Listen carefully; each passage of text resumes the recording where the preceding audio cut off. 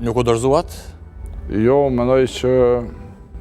edhe kuvendi, mirë po edhe momenti në cilin po kalojmë, në veçanti në prag të zgjedhjeve që konsideroj që janë një nga zgjedhjet më të rëndësishme parlamentare, parasysh se do të përcaktojnë rrugën e Kosovës për vitet e ardhshme. Mendoj që mund të jap kontributin edhe në këto zgjedhje, po gjithsesi edhe në Parlamentin e Republikës së Kosovës. Konsideroj që ndoshta këtë periudhën e blokadës më shumë i ka munguar unë parlamenti, se sa që më ka munguar parlamenti mua. Se keni parë nga jashtë gjatë këtyre muajve parlamentin, kuvendin dhe deputetët brenda në të? Në fakt nuk ka pas shumë debate, ka qenë prej fillimit një përpjekje për me bloku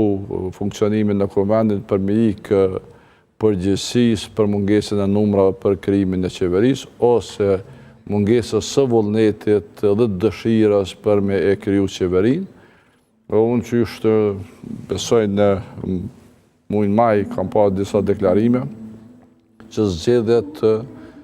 do të përpiqen që të shtyhen deri rreth zgjedhjes së presidentit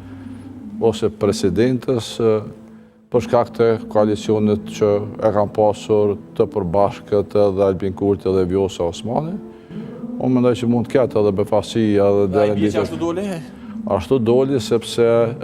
rezultati zgjedhor cilin e ka marrë Kurti në zgjedhjet e nënshkurtit nuk ka qenë i kënaqur. Prandaj përpjekja ka qenë që të krijohet një momentum që edhe njëra të ribashkohet me Vjosa Osmanin, me bë përpjekje me kriju frymën e një cilën e kishte krijuar 2021, por ajo frymë nuk mund të kthehet sepse qytetarët e kanë pa Albin Kurtin qeverisje, kanë pa se kush ka menaxhu me resurset e Kosovës, kanë pa dështimet edhe korrupsionin në qeverisjen e tij, e cilat në shumicën e rasteve pranë të hequr nga kapët e vetëvendosjes brenda partisë, brenda subjekteve, disa komiteteve që i kanë atje, e të cilat udhëhiqen nga Dejona Mihali. Personi i cili menaxhon dhe kontrollon edhe institucionet e sigurisë Kosovës, e mos të flasim më për ndërmarrjet publike,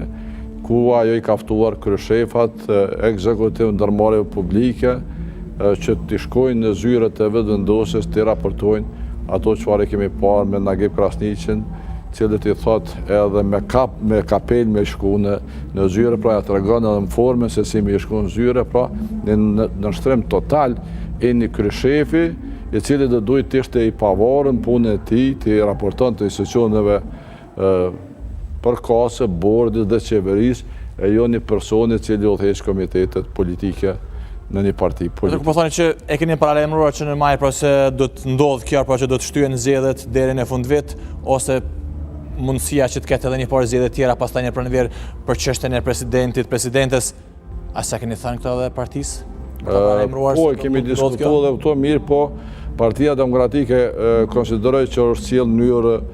të përgjithshme brenda Parlamentit të Kosovës, sepse ka votuar për ta deblokuar çështjen e zgjedhjes së kuvendit, edhe pse ishte lojë e Kurtit edhe vetëvendosjes, sepse prej sa më mend në 5 mandatet e mia në kuvend, asnjëherë asnjë parti opozitare nuk e ka votuar kryetaren e kuvendit. Është detyra e atij që bën qeverinë që ta krijojë